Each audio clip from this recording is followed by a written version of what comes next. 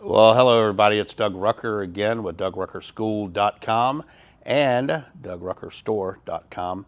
And just going to do kind of an updated video on the Kingslinger soft wash system. Some changes have been made to the compressor, as well as some changes we've made on the Kingslinger itself. So stay tuned for that coming up next. Okay guys, so this is basically the Kingslinger setup. We have a gentleman coming by today. As a matter of fact, it's Victor, who was on the Spanish video recently. And he is coming to pick this, the Kingslinger up, hose reel, hose, tanks and all that. This is going into the back of his pickup truck. So he wanted it kind of transportable where he could take it in and out of his truck when he needed to. So this is pretty much how it's going to go, but I just thought it'd be a great way to do a video and show everybody how things are hooked up, especially for those that are buying these. We've been selling quite a few of these lately. People are getting ready for the winter, and of course all through the year we've been selling them. But I just thought I'd do an updated video because I haven't done one in a while, and kind of show you the connections, maybe how to hook it up, and just some other things that could help people interested in the Kingslinger soft wash system. Hey guys, don't forget now, coming up January 8th and 9th is my next hands-on training, located right here in Houston, Texas. PressureWashingSchool.com/events is where you can sign up for that. Also at that same location, PressureWashingSchool.com/events. Jeffrey Blackman is having his parking lot striping training course. I believe it's January 18th and 19th. And then February 12th and 13th or something like that is the February hands-on training. And then February 22nd through 24th, Jeffrey and I are coming to Cocoa, Florida. And we're going to be doing hands-on training of building washing, concrete cleaning, roof cleaning. We're doing our Difference Makers Conference, and then Jeffrey is also doing parking lot striping. You're actually going to be able to participate in striping a whole parking lot at the church. So go to PressureWashingSchool.com/events to get signed up for any of those. The Difference Makers classes you can purchase, 1 day, 2 days, or an all-access pass, which saves you about $100. And you can attend all 3 days, but that's February 22nd through 24th in Cocoa, Florida. And then don't forget the online video school. If you need that, that can help you get your business started off and drastically help you cut your learning curve. Don't forget too, and I don't promote this a whole lot, and I don't know why, but not only can you buy the full package of the online school, I also have them in individual classes. Like if you want to take just a roof cleaning class, you can do that. It's not a lifetime membership. You have like a couple of weeks to take the class, but or take that course, but they are individually priced out in case you can't afford the full online school for the lifetime membership. Okay, so PressureWashingSchool.com/events for all of the training opportunities. Up top in the menu, it will say online school if you're interested in the online school. Okay guys, so one of the first questions we've been getting asked a lot lately is on the compressor. The compressors are still available. It just looks like the compressor with the other Honda engine that had the black cover on it is no longer available, or there may be some left. And the biggest difference, not only in the engine, but in the frame of the compressor, is the handles do not come up as high. They used to come up about this high.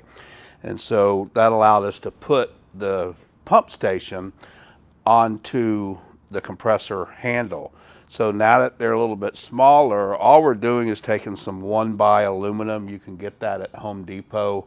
And we're just cutting off a little piece of it to raise it up. And it's actually quite a bit nicer, that, especially if you're on a trailer unit or really anything, everything is a little bit up higher, just a little bit, so it's kind of easier to get to. But other than that, I mean, this thing is solid on here. It's not going to go anywhere. We've got great stainless steel screws down here. And then it's just using the same hardware kit that we send. You're able to just drill your 4 holes into the aluminum one by there and attach the plate. So it's still pretty simple and easy to install everything. But this is the 10 gallon per minute pump. This is the 1/2 inch version with the 1/2 inch valves. So by the time you get through your hose and everything, you're probably getting, 4 to 5 gallons per minute. But you're still going to get the same reach, anywhere from 35 to 42 feet, depending on wind conditions. And when I say 35 to 42, that's straight out horizontal. Of course, when you go up, you're going to lose a little bit. But I've cleaned 2- and 3-story buildings with this exact system many, many times. So this is the air water separator. So as air is coming out of the hose here that connects to the compressor, this sends the air to the pump. So sometimes you're going to have moisture in here, so the Tsunami air water separator is going to collect that water, drop it down here. It's got an automatic float right here, so if you ever see water coming out, that's normal. It's just releasing it when the water gets built up in there. If it gets, most of the times it's so a little bit of water usually evaporates inside there before it can build up. But that's what that is for. And then this little switch here, when it's up, it will not allow the air to go to the pump. So you have to push this down once you're started and ready to go. That will get the pump pumping and start drawing your solution. And then you've got your water valve over here is what we usually do. And it generally is just always going to stay open. And then this is the bleach valve. So if both of these are fully open, you're going to get about a 50-50 mix. This valve here, the top one, it can be used if you want to use a soap tank, but like I've always said, I don't use a soap tank. I just add my soap to my bleach mix. To me, it's just far easier to do it that way than to have a separate tank that is just for soap. I would always find myself, unless I had a bigger tank, running out of the soap and have to stop, go over, add water to the soap tank, then add soap to it, get going again. So it's just far easier to me, from my perspective, not to have a separate bleach tank. A separate soap tank. I've just never found the need to have to meter soap. It's all in your spray technique. So that's the valves, that's the pump, and then this is the hose, the outlet hose that goes over to the hose reel, which is right here. And so this is set up so that he can easily, like I said before, move this into his truck and out of his truck. So we actually have it where it's banjoed here, and he can disconnect, move the compressor by itself. And in order to do that, he would just need to disconnect up here, the banjo fittings right here. I'm trying to see if you can get that right here. There it is, there, and there. And that goes to the tank. So this one, this valve is going to the bleach tank. This valve is going to the water tank. And so here's the 2 tanks. Sorry for all the movement here, but there's your 2 tanks, and that's what he's going to be using, is these 2 little 55-gallon slimline, low profile type of tanks. And then here we're using the Uniseal, no bulkhead. That way you don't have any worries about having an air leak, and the hose just goes straight in there. It's real tight, so you don't have to worry about your bleach sloshing out or anything like that. You just want to make sure that you use a 1.25 inch, or sometimes they're labeled 1.25 hole saw for 1/2 inch Uniseal, and it's actually the same size for 3/4 inch Uniseal. Okay, so because we have the banjo connections, everything is very easy to disconnect. And we also have a, right here on his bleach line hose, we actually have a shut off so he can shut this off when he gets ready to disconnect, and bleach is not going to flow back through that hose. So it's just kind of a safety precaution for him.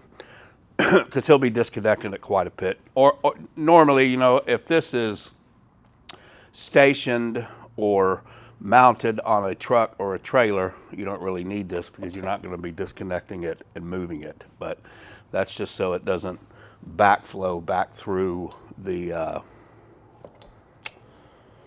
hose when he disconnects it. Okay, we could put a check valve on there, but you know, sometimes check valves go bad, so we just went with the ball valve. All right, so here on the hose reel, we've got 250 feet of Flexilla soft wash hose. Then we've got a soft wash ball valve gun, and then he's got his J-Rod nozzle kit with 4 different nozzles, 0020, 0040, 2520, 2540. So, and then a ball valve soft wash gun. The one thing you have to remember, if you use one of these ball valve type guns versus a trigger and you're spraying, you have to remember, there we go. You have to remember that if you're spraying and you want to turn off, you've got to train your brain. Don't bring this down to turn it off, because then it's going to be spraying as you're bringing it down. Train yourself to bring your hand up to it and turn it off, okay? Same thing when you're spraying. Just keep it on wherever you're going to be spraying. But don't get in the habit of bringing it down to turn it off. That's the biggest thing. All right? So that's how that's set up. He also has a couple of adjustable cone nozzles. These are great when you're cleaning around delicate areas or areas you want to really control your bleach output. This is basically a pump up sprayer nozzle that we've converted so that you can put it onto your ball valve gun. And then you can actually rotate this tip and go from a straight stream, and you can turn it down to a fine mist. The way I always explain it to the school, at our school, is this basically, I've always taught that a soft wash system is nothing more than a pump-up sprayer on steroids, okay? Because it allows you to spray longer, further, without having to go back and refill the reservoir up of the pump-up sprayer, as well as having to pump. So what this does is basically turns your soft wash system back into a pump-up sprayer, so you can dial this down and get that fine mist. It's great for you when you got areas with delicate plants like landscape, stones, columns that have bushes or plants underneath them, grassy areas that you just want to control it so it's not flooding back down into the grass. So he's got 2 of these, because I always tell people to get 2 of these. They're only about 17 or 18 bucks a piece, because this plastic, due to the bleach use, and you won't use this every day, but the bleach will eventually just, you know, start making this crack or whatever. But it's very, very handy and will save you a ton of money by allowing you to control your bleach. Okay guys, so what happens when you're not using this third valve? There's a cap on it, or you just keep the valve closed, either way. But a lot of guys often purchase this supplemental, we call it the supplemental hose tank, hose kit. So that allows you to, you can take your cap off and then put this hose onto that valve and run this into a 5-gallon bucket. So now what you can do is you can turn your bleach valve off. You could even turn your water valve off if you wanted to, and mix like wrap. We use wrap for cleaning the black stripes and oxidation off of gutters and off of houses. So now I can use the Kingslinger and just spray out of a 5-gallon bucket. I can hit those 2-story gutters very easily, the 2-story houses easily for oxidation. So degreaser for parking spots, if you had a ton of them, you wanted to use your Kingslinger for that instead of a pump-up sprayer. It just allows you to, you know, work out of a 5-gallon bucket, or even a little bit bigger container if you wanted to. But it allows you to use any type of chemical or solution that you wanted to without having to have another dedicated tank for it. Okay. Okay, so I want to go over a couple of things on the compressor. A lot of it is the same. A couple things have changed. Here's the on-off button now. The old compressor did not have a on button. It just had, you just pulled, started it, and then it had a little button up top where you turned it off just by pushing it. But that's the power button, on-off button. This is the unloader. So anytime you start it, you want to make sure that's up. Once it's running, it's not going to send any pressure until you push this down, okay? So the engine's just going to run. So what I usually do is get it started, let it run for 10, 15 seconds. Then I push this down, and then it starts building up the pressure, okay? So if we go to shut it off, turn it off, we just automatically get in the habit of pulling this back up so that it's ready when we get ready to start it the next time. If this is down and it has pressure built up in it, it's going to be very hard to pull the pull cord. So you always want to make sure if there's pressure built up in the compressor that you lift this up, start it, and then you turn it back down to run, okay? And then the other thing is you've got your two pressure gauges here. This gauge tells you the amount of pressure that's built up in the system, which is usually always going to be about 150. This is the gauge that will tell you how much pressure is going to, for this instance, the pump, or if you're using an air tool or whatever. So this pump is only rated for 100 PSI. So I recommend, once it's built up its full pressure, that you check your gauge and you get this set to just below 100, probably right about 95, 96 is where I run mine. If you run it at 100 or above for a long period of time, and it can even be a short period of time, you'll blow the bladders in the pump, and you don't want to do that because then you got to replace the pump or rebuild it. And rebuilding them are not the easiest thing in the world to do. So just remember, this gauge is telling you how much pressure is built up in the compressor. This gauge is letting you regulate how much pressure you want to send to whatever tool that you're using. But in this case, the tool that we're using is the pump on the pump station, and you want to keep it below 100. Hey, real quick, guys, I did just want to say also, hope you guys have a very Merry Christmas and a great holiday season coming up. And just wish you guys the best, and just can't thank y'all enough for your support, for helping us continue to grow our business as we continue to help y'all hopefully grow your business. And we just so appreciate the trust and the confidence that you place in us. It's so great to hear from so many of you guys that tell us how much these videos have helped you. I personally don't get it, but that's great that it's helping. I just try to share what little knowledge that I have, and hopefully that will help you guys. Just remember that long time saying I've always said from Tim Johnson, education without action is just entertainment. So put this stuff to action, and I promise you, you're going to be successful. So again, Merry Christmas. Jesus is the reason for the season, and so make sure you're celebrating him as well.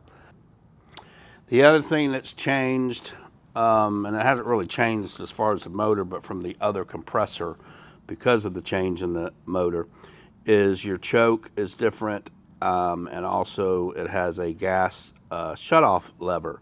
So this is your choke when you're getting ready to start. This is the gas when it's fully over like that. The gas is on. I have always gotten the habit, like on my little 4 gallon per minute machine, as well as this one, a good habit to get into is turn the gas off to it and let it run itself out of gas when you're done, as opposed to turning it off at the switch. That just gets all the gas out of the carburetor, and you just helps it last a lot longer, keeps the carburetor clean. Do that especially if you're not going to be using it for a while. Turn the gas, here it's on.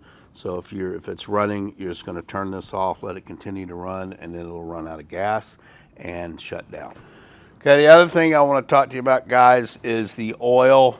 When you buy this compressor, we always recommend that people buy the compressor themselves from Northern Tool, Tractor Supply, wherever you can get it. That way, if you're buying it locally and you have an issue with the compressor, then you're able to take it back. It has a 90-day warranty for commercial use, so you just need to keep that in mind. So this is the oil that it comes with. It's a cheap oil. Order some of this on our website. This is the SAE 5W30 engine oil.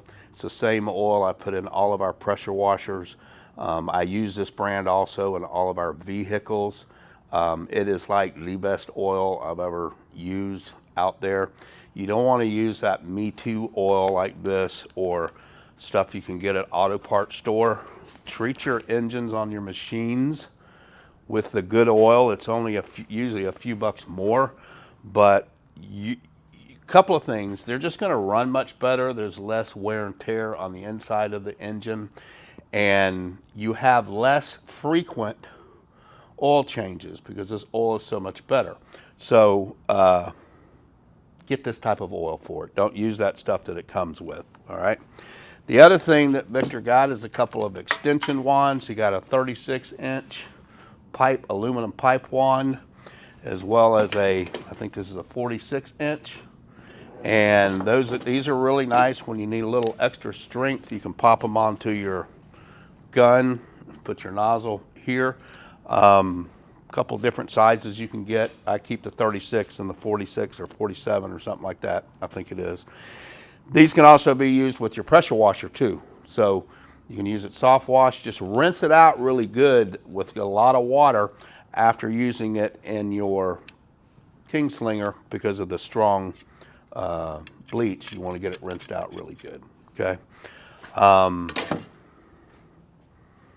So that's it, I think. Let me take a second and think. I want to make sure I cover everything good. Ah, yes. I knew there was something else. These release valves, you want to make sure that you release these, open these up.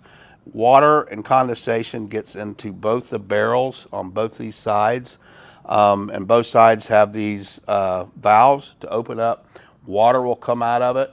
So what I normally do is when I first start it up, I'll open these up a little bit, let the water start running out, and then I'll open a little bit more as it's continuing to run, and then a little bit more because I just want to make sure all the water and condensation is out of here. So be sure that you do that, okay, before every use. If you're running a long day, you might want to do it a couple of times on a job too. But that's very important to make sure that you're keeping the water and the condensation out of there. All right, guys, I hope that's been helpful for y'all. I just wanted to kind of do an updated one on the Kingslinger. We also have this in what's called the Big Slinger, where we have 3/4 valves, and we can build it with 3, but we have to make it a little bit bigger plate for it. Again, all you need is the 2 valves, so the Big Slinger would just do with 2 valves, and it's actually the same price as this one with the 3 valves. So the thing that the 3/4 valve system is going to give you is more volume and a little bit more distance. Just remember, when you see people spraying and they're saying they're getting 50, 60 feet straight out horizontally, that's very cool and everything, but as you go up, you're going to lose some of that distance. And also, the big thing to me is you can't spray 50 to 60 feet up most of the time because you're going to have wind factors up above. Even though it can be calm weather down here and no wind, as you get 30, 40, 50 feet up in the air, you may have wind up there. So generally you're always going to have a lift, and then you want to get close to the building anyway so you don't have a lot of mist coming out whatever onto cars and stuff. So just keep that in mind about spray distance. But the 3/4 big slinger will get you a little bit more distance. It's more volume, so you got to really work with your spray technique so that you're not flooding the surfaces and over applying. So just keep that in mind. So hope this has been helpful for you guys. If you have any questions, leave me a comment down below, ask your question. If you have any questions about the school and the training opportunities that we offer, pressure cleaning school at gmail.com. The website is pressurewashingschool.com. And anything on their store products like the Kingslinger, just send me an email to info@DougRuckerStore.com. Thanks so much for watching, and y'all have a very, very blessed day.